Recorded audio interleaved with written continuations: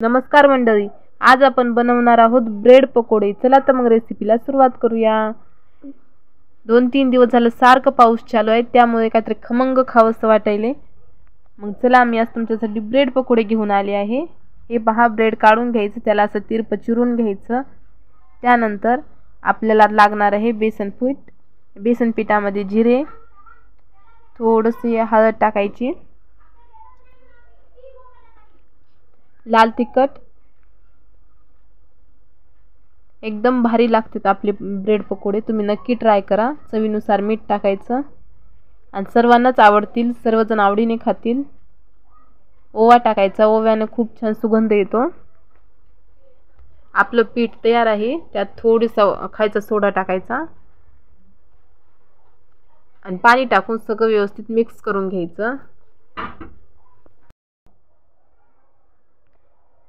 आपलं बेसनचं पीठ तयार आहे। त्यानंतर आता तेल गरम करायला ठेवूया। हे पहा, ब्रेडचं खांड घ्यायचं, पिठामध्ये बुडवायचं आणि तेलात टाकायचं।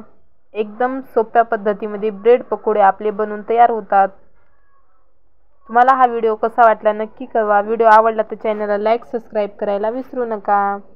आपले ब्रेड पकोडे तयार आहेत। अशाच प्रकारे सर्व तळून घ्यायचे।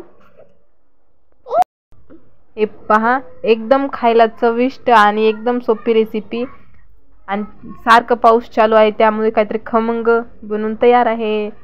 माझ्या मिस्टरांना खूप आवडलं। तुम्हाला हा व्हिडिओ कसा वाटला? ब्रेड पकोडे तयार आहेत।